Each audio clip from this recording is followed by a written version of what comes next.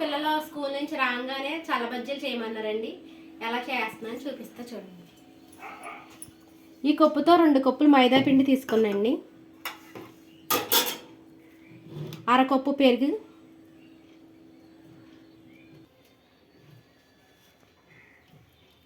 ఒక అర spoon salt, spoon జీలకర్ర,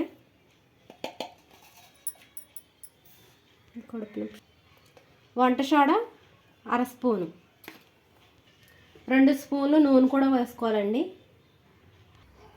ఇదంతా బాగా కలిపేసుకోవాలండి. ఇప్పుడు ఇందులో కొంచెం కొంచెం వాటర్ పోసుకుంటా కలపాలండి. అంత గట్టిగా కాదు, అంత పలసగా కూడా కలుపుకోకుండా సరిపడగా కలుపుకోవాలి. ఎక్కువ పోసుకోకూడదండి, కొంచెం కొంచెం పోసుకుంటా కలపాలి.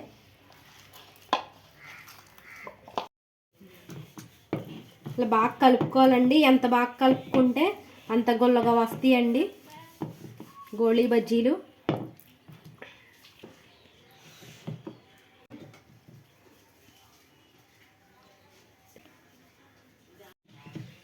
కలిపేసుకున్నాండి. పక్కన పెట్టేసుకుని స్టవ్ వెలిగించుకుని నూనె పెట్టేసుకుందాము. కలిపేసాం బాగా. స్టవ్ వెలిగించుకుని నూనె పెట్టేసుకుందండి. పొయ్యి మీద నూనె పోసేసుకుందాం.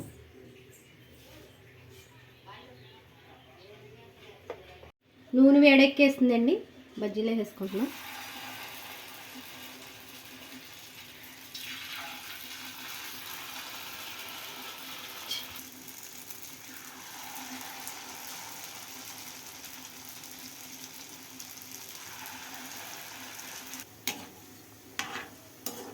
బజ్జీలు వేసాండి.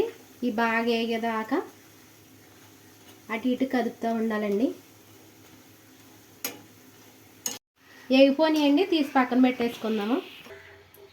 పెట్టేసుకుందామండి. వేగిపోనియండి. అయిపోయినాయండి చల్ల బజ్జీలు వేయడం. బజ్జీల్లోకి చట్నీ, కొత్తిమీర చట్నీ చేయమన్నారండి పిల్లలు. కొత్తిమీర చట్నీ చేశాను. ఇంతేనండి. పిల్లలకి ఎంతో ఇష్టమైన చల్ల బజ్జీలు తయారు చేసేస్తాను ఈరోజు.